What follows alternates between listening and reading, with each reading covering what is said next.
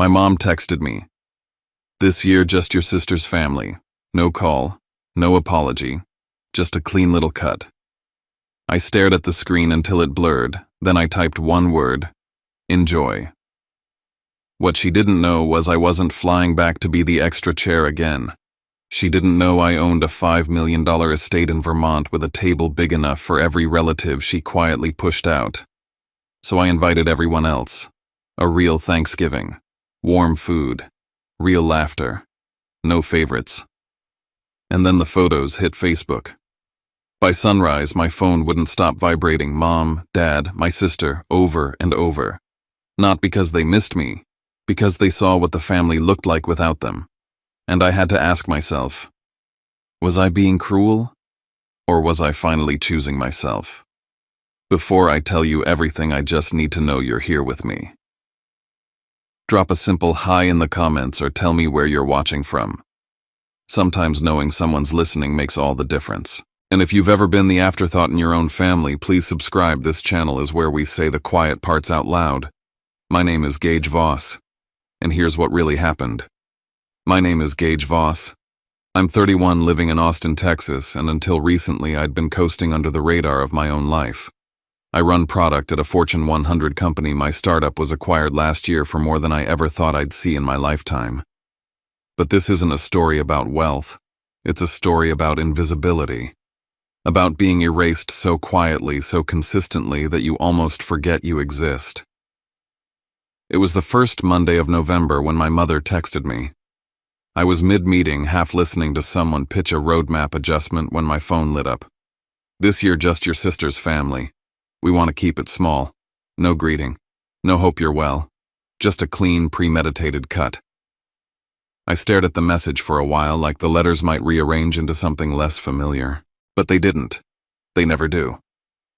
I typed back one word, enjoy. Then I turned off my phone, tried to rejoin the meeting, tried to care about Q1 timelines and product migrations. But my mind wouldn't stop circling one single truth. I am 31 years old. I'm financially independent. I've built a life on my own terms. And somehow I still feel exactly like the kid at the edge of the family photo, cropped out, smiling too hard, hoping someone notices. My parents live in St. Louis, Missouri. Our family gatherings are less about warmth and more about performance. Unspoken rules determine everything: who gets asked about first, who gets to tell the longest story, who sits in the best seat. And in those arrangements, my sister, Sarah, has always been the sun around which everything orbits. Sarah married Troy, the golden boy of some suburban dynasty. They have 3 children, Bo, Ren, and Lane, the crown jewels. At Thanksgiving, they arrive with matching outfits and curated anecdotes. Mom and Dad beam as if they raised royalty. Me, I learned early not to compete. I preferred code over conversation, quiet over spectacle. I was the quiet one, the techie one, the one who does something with computers. I don't blame them for not getting it. I do blame them for not trying. I remember telling them about my college acceptance, about winning a regional coding challenge, about launching my company. Each time my dad would nod politely, then pivot. "Did you hear Sarah got asked to host the PTA gala?" My mom would smile halfway, then interrupt. "Oh, Bo said the cutest thing yesterday." I still flew home for the holidays, still brought gifts, helped in the kitchen, drove my mom to the store, took family photos. I played the role of the good son, not because I believed in it, but because I was terrified that not playing it would make them cut me off completely. When my company got acquired, I didn't tell them the number. When I bought my loft in downtown Austin, I texted a photo, no context. I didn't want to be questioned or worse, dismissed. Because in our family, the only acceptable form of success is the kind Sarah has: visible, digestible, and domestic. But a year ago, something changed. On a fall trip up north, I found it. A hidden estate tucked into the hills of Stowe, Vermont. Nearly 5 acres of woods and fields, a private lake, a wraparound porch, a library with floor-to-ceiling windows. It wasn't just a house, it was a new center of gravity. I bought it in cash, quietly, no announcement. I hired Harlan, a local caretaker, to manage the grounds year-round. I kept the deed in a folder marked someday. My plan was simple. Thanksgiving this year would be mine. My table, my invitation list, my life scene on my terms. So when that text from Mom arrived, it wasn't just a rejection. It was a crack in the dam I'd built around this whole identity. I opened my calendar and stared at the flight I'd booked months ago to St. Louis. No one had asked me if I was coming. They just decided. And then I remembered something. A photo from weeks ago, Mom, Dad, and Sarah's family at some winery, laughing, happy, fully funded. The "we want to keep it small" excuse rang hollow. They had time, they had energy. They just didn't want to spend it on me. I didn't call my parents. I called Marlo, my assistant and friend, someone who's watched this pattern from the sidelines for years. I told her what happened.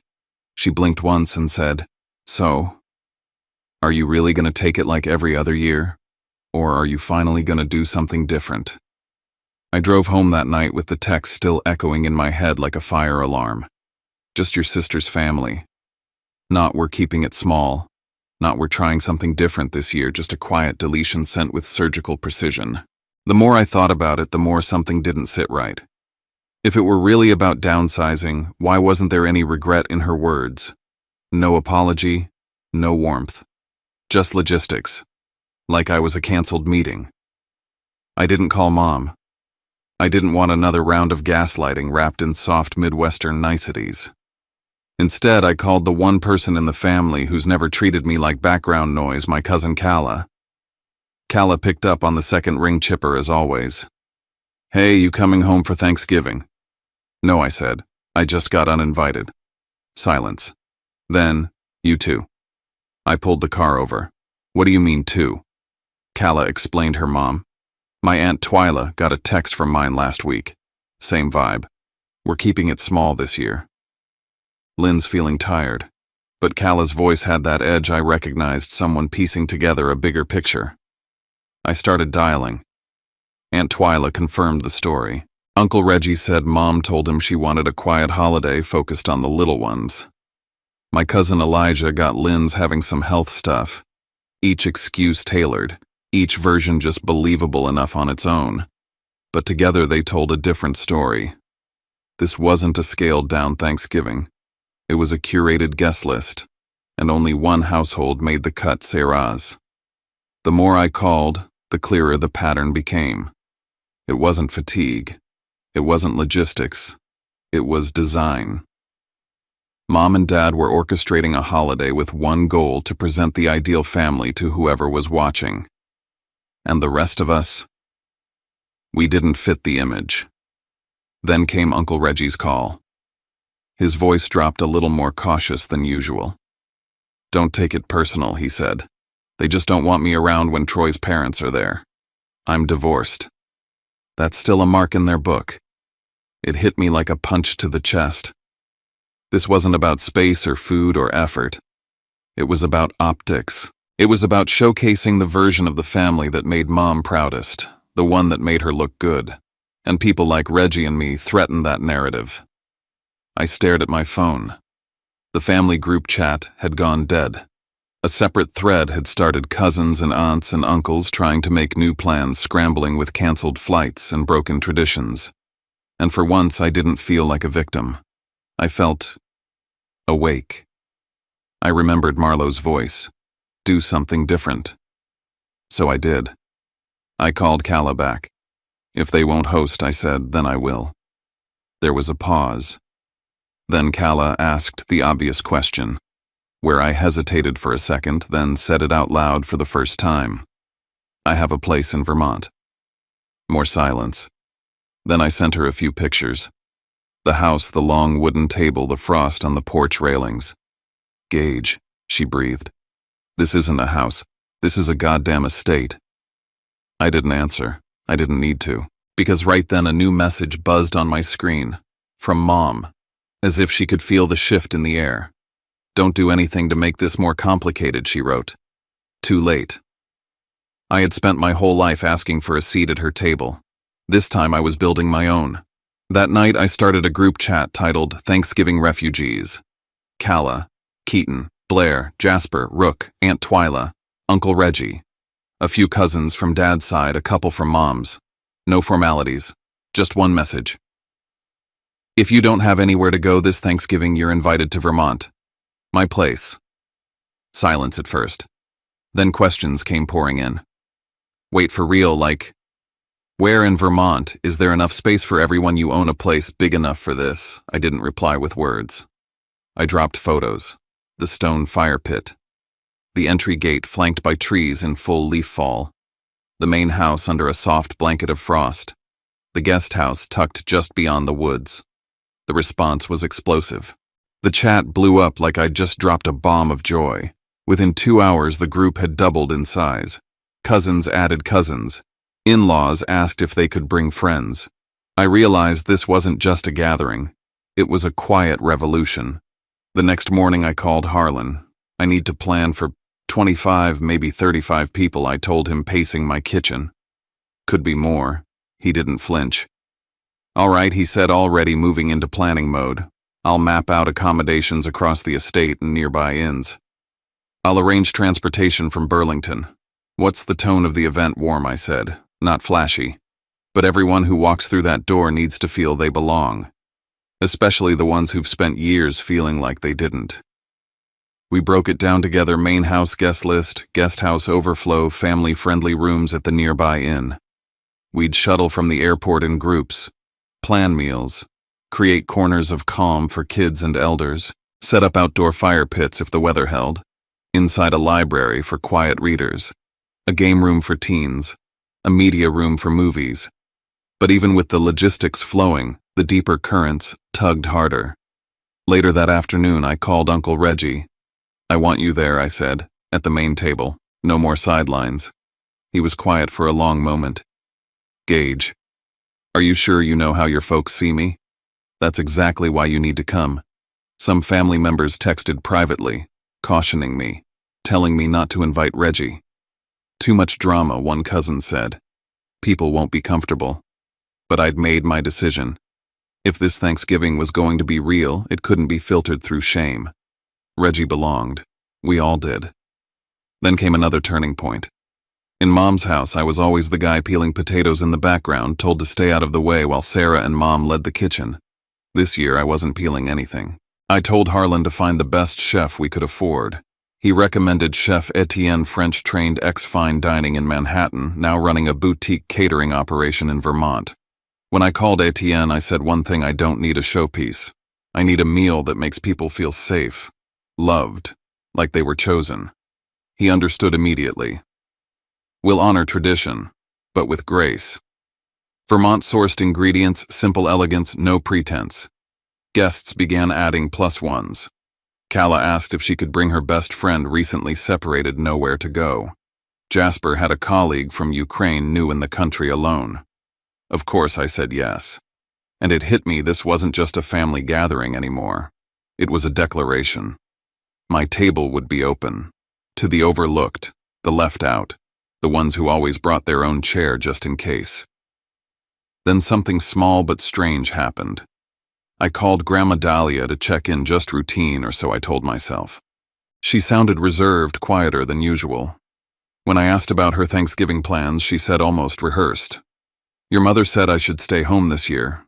Rest." I paused. That didn't sound like Grandma. "Would you like a change of scenery?" I asked gently.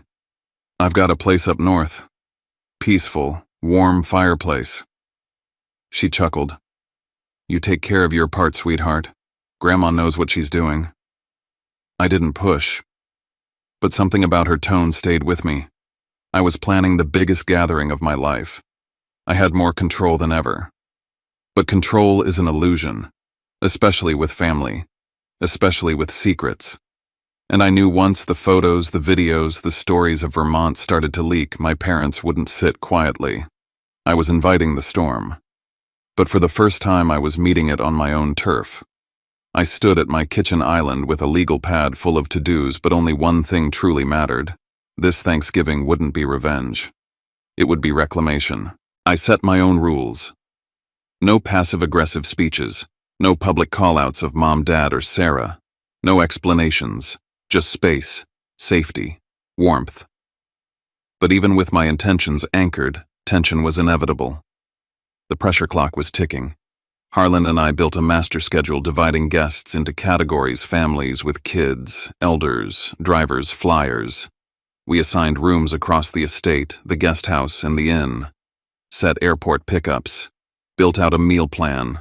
Thanksgiving dinner, next day brunch, snack stations in every corner. I wasn't just the host. I was the architect, the glue, the nerve center. I finalized the menu with Etienne stuffed turkey with cider glaze, roasted root vegetables, apple ginger pies.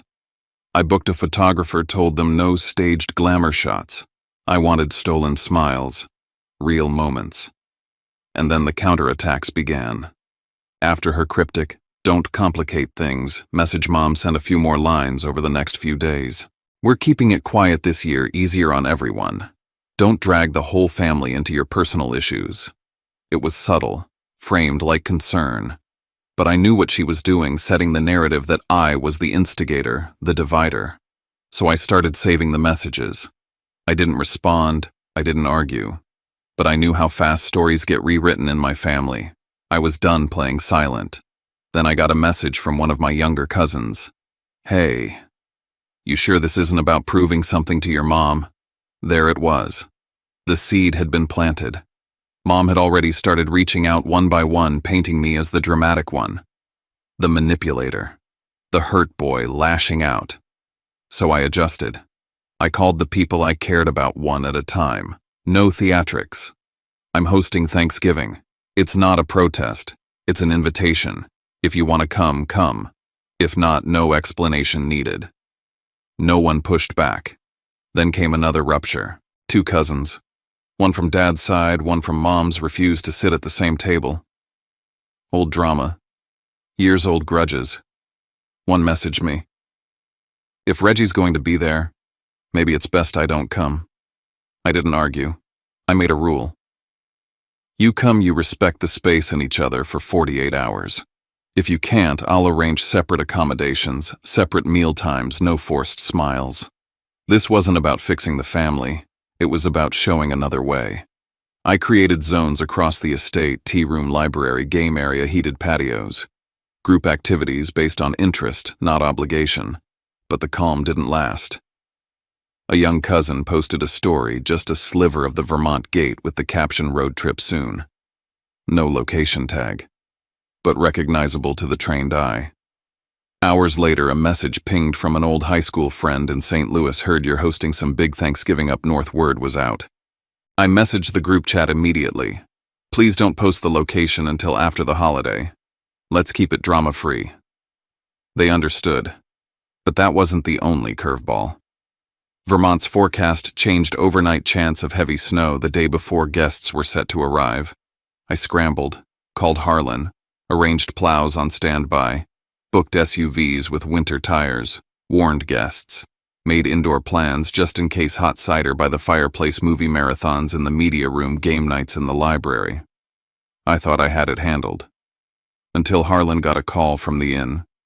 A front desk clerk had received a polite inquiry, asking if a large group recently canceled plans in Missouri and rebooked here. The caller didn't leave a name. Female. Midwestern accent. Courteous. I didn't need confirmation. Mom was probing, piecing it together. And I realized, standing there holding my phone in a dead silent kitchen, this wasn't just about one dinner anymore. This was about narrative, power, legacy. And for the first time, I was the one setting the table. I landed in Vermont 1 week before Thanksgiving. The snow hadn't hit yet, but the air already carried that sharp, clean cold that wakes you up from the inside out. As Harlan drove us up the long gravel path to the estate, the trees bare tall and still seemed to watch me. I'd been here before, of course. I'd bought the place, but this time was different. This time it wasn't just mine. This time I was opening it up. The first thing I checked wasn't the Wi-Fi or the wine cellar. I walked straight into the great room, stood in the center beneath the cathedral ceiling, and looked around like I was seeing it through other people's eyes. The stone fireplace, the hand-woven rugs, the long dining table that could seat 30. I asked Harlan to bring out the place cards we'd printed. I checked every name: Aunt Twyla, Cousin Rook, even the newer ones: Calla's girlfriend, Reggie's co-worker, Blair's roommate. No one would be missed this time. We laid out welcome baskets in each room, snacks for the kids, soft socks, a card with Wi-Fi details. For the older guests, I added herbal teas and a note in my own handwriting. Nothing fancy, just, "I'm glad you're here. Rest well." It was the first time I had prepared a house for others, not for a sale, not for show, for people, for belonging. That night, just as I was reviewing the final arrivals list, a message pinged on my phone. "Uncle Reggie, I'll come." My heart lifted for a second, then dropped again when I read the second part. "Some folks won't like me being there. Just saying." I didn't hesitate. I texted him back. "You're not a side character here. I'll save you a seat at the main table." And I meant it. I assigned him a room near the library, a corner room with tall windows. Somewhere warm, visible, not shoved to the side. The next morning, more messages rolled in. Cousins confirming flights, asking about snow boots, if their kids would be okay with the food. As I answered them, I noticed something strange. These weren't just logistical questions. They came wrapped in something heavier. One cousin asked, "Do I have to dress up? I mean, it's not going to be like Lynn's thing, right?" Another said, "I just hope no one brings up Sarah's kids again." I swear, every year it's like their resumes get read aloud. I began to see it. This wasn't just my rebellion. This was a quiet exodus. A slow, polite walkout from years of expectations, forced smiles, and comparison. It wasn't just me who'd been tired. By Tuesday, the early guests started arriving. A snowless chill filled the air. Cars pulled up the drive, kids ran out first, screaming at the echo their voices made in the woods. Parents followed slower, carrying bags and layers of old family tension they didn't know how to put down.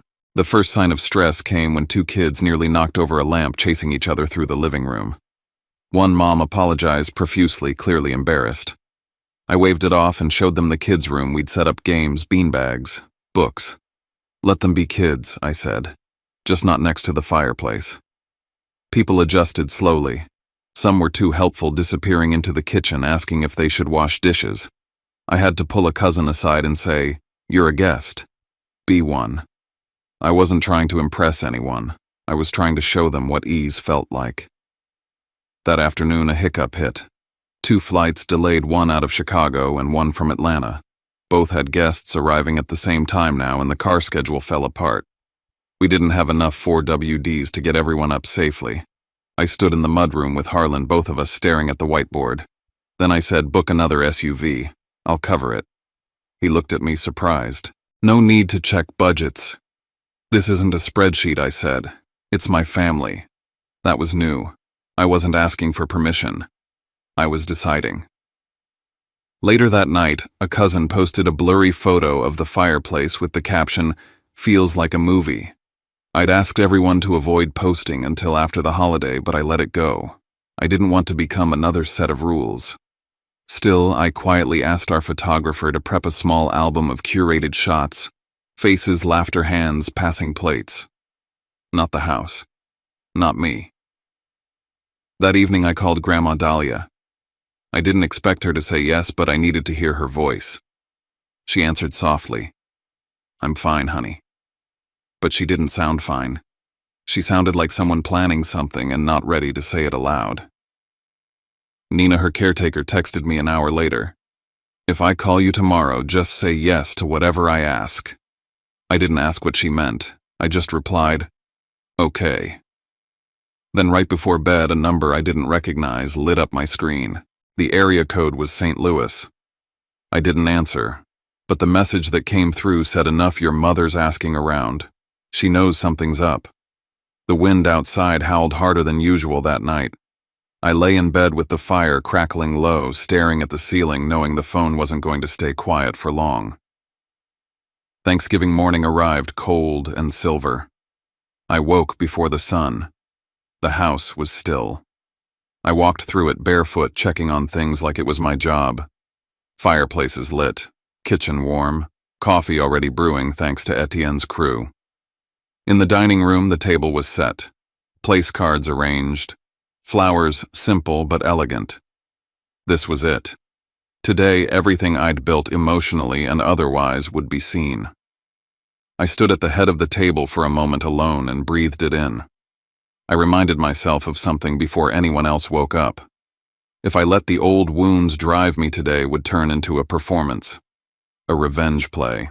But if I let who I am now lead, this could become something bigger than me.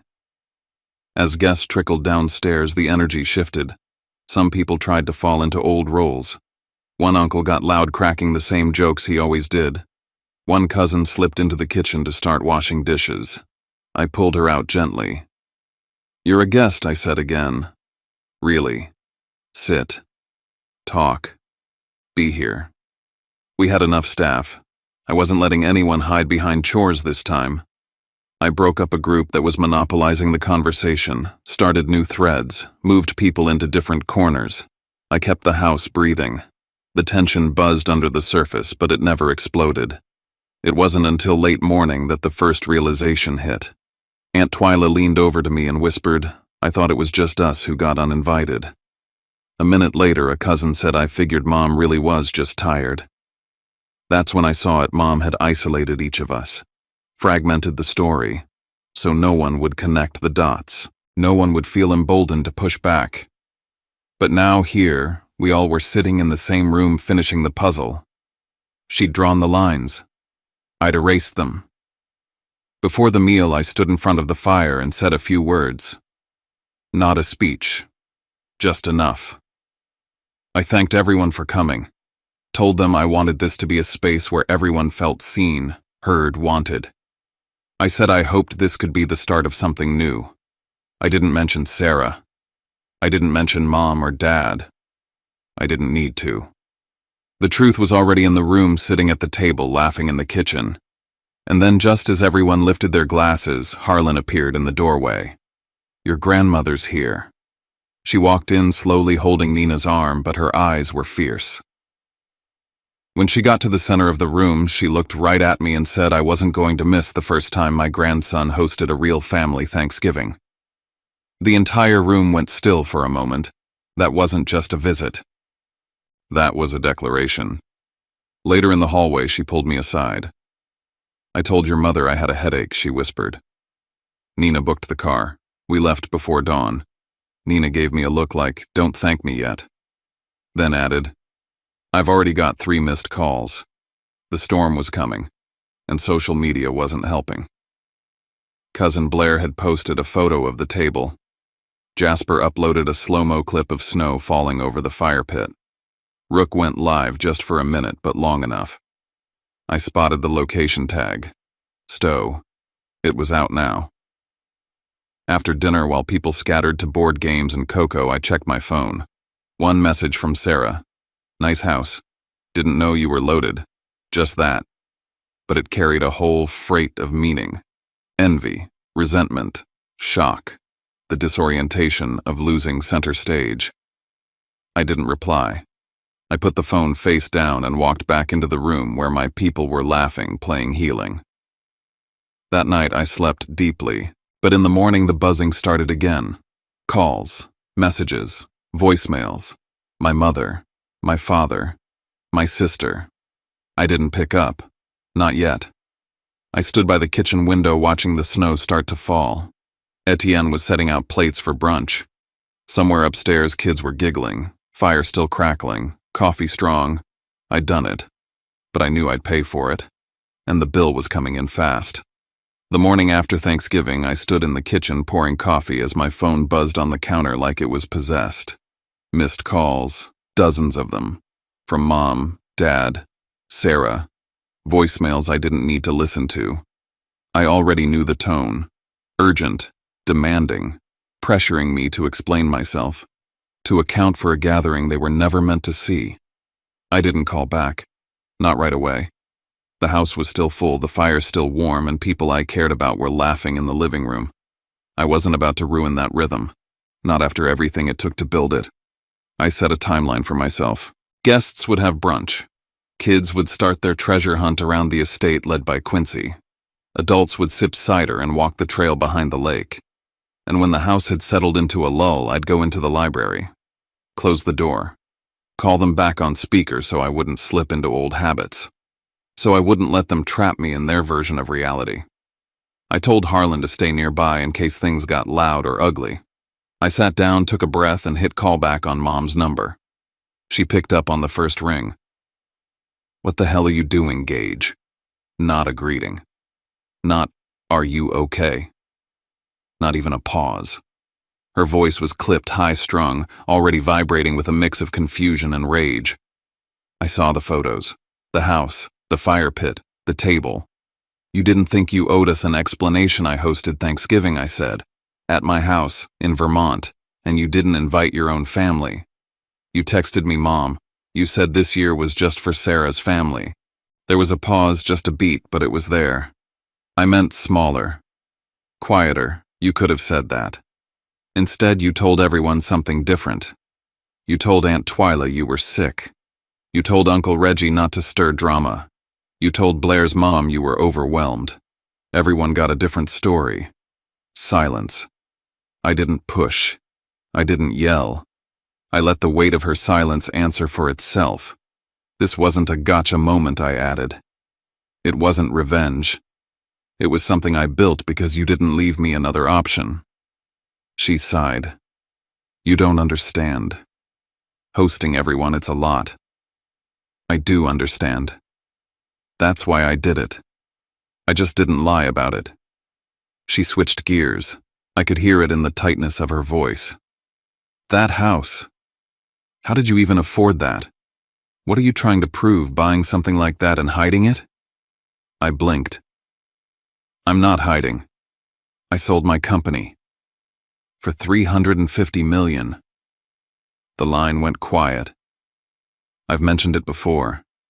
At Christmas. But no one asked follow-up questions. You were too busy praising Sarah for remembering to send Grandma a birthday card. Mom made a sound like she was going to say something, then stopped. "It's not about the money," she said finally. "It always is," I said. "With you. It's the first thing you asked about." Dad's voice came next. They must have been on speaker. "Son, what exactly are you trying to do? You drag half the family away and throw some massive event just to humiliate us." "No," I said. "I made space for people who didn't have a place to go, people who didn't get a text saying this year just Sarah's family." He scoffed. "We've always treated you both the same. You believe that. But my experience says otherwise. I don't recall." "You don't have to recall anything," I cut in. "This isn't about memory. This is about presence. I stopped waiting for a seat at your table. So I built my own." A voice broke in. "Sarah, you did this to get attention. You wanted people to see you, to compare us, to make my family look cheap. It was such a pure Sarah thing to say. Not one word about how it felt for me to be excluded. Not 1 ounce of curiosity about my experience. Just a sharp, unfiltered fear of losing the spotlight. I didn't post anything I said. Others did. Because they were happy. You made me look like a joke. That wasn't me. That was your own insecurity." Another beat of silence. Then I heard a creak behind me. Grandma Dahlia stepped into the library, walking stick in one hand, her eyes steady. She nodded toward the phone and I turned up the volume. "I came to Vermont," she said clearly, "because I wanted to. No one forced me. Mom Sarah tried." "No," Grandma snapped. "Enough. I've watched how this family treats Gage for years. You talk about fairness, but you've never once visited him in Austin. You've never asked about his work. You've never made him feel like he was more than a supporting actor in Sarah's life. Mother, no. You failed him. Not because you hated him, but because you made him invisible." The line went dead silent. Grandma sat beside me, took my hand. "I'll be staying here through the weekend," she said toward the phone. "And when I come back to St. Louis, there will be a conversation. A real one. You can be part of his life again. But only if you start showing up the way he needs. Not the way you feel like." I ended the call when she nodded at me. The messages started rolling in not long after. From Sarah. "It's a nice house. I didn't know you were doing that well." No apology. But her tone had changed. From Dad. "We should talk. Not a command. Not a guilt trip. Just a quiet step." From Mom.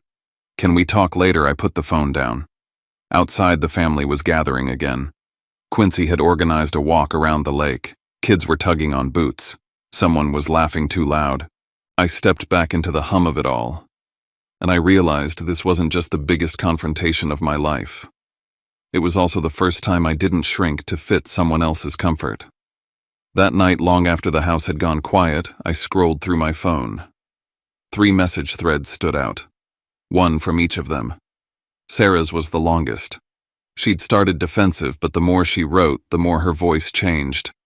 She told me she'd always felt like she had to be perfect, that her golden child role was more of a trap than a prize, that watching me host that gathering made her feel exposed, not because I had outdone her, but because it shattered the illusion that she was the only one who mattered. I always thought I had to win, she wrote, and the only way I could win was if you stayed small. I put the phone down and sat with that. She hadn't been proud. She'd been afraid. All along. Dad's message came next. Short, but heavy. I didn't realize how much you'd done. I never asked. He didn't explain. He didn't justify. He just admitted it. And that meant more to me than any long-winded apology ever could. Mom's was different, tentative, like someone inching into cold water. Would it be okay if I came to visit sometime? I didn't answer. Not yet. Because I knew if I replied right away, I'd fall back into the fixer role.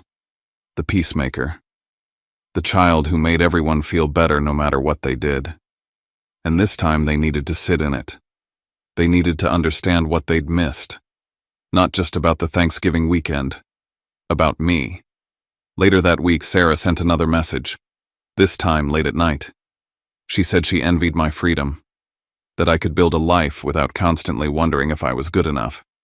She told me she feared being irrelevant. That all her achievements had been about staying important. And maybe she'd never really felt that important to begin with. It was the first time I saw her clearly, not as the rival who stole everything, but as the girl who was just as afraid as I was. Dad followed with one more line. You did this without us. And that scares me. But it also makes me proud. He didn't say he was sorry, but he saw me. Finally. That was enough. I wrote a single email and sent it to all 3 of them. I told them Thanksgiving in Vermont wasn't an act of rebellion. It was a declaration, a new way forward. I told them if they wanted to be in my life, it had to be based on interest, presence, and real effort, not guilt or tradition. 3 things I needed from them. Ask about my life. Visit me at least once. Stop using me as a footnote in Sarah's success story. No grand apology required, just action.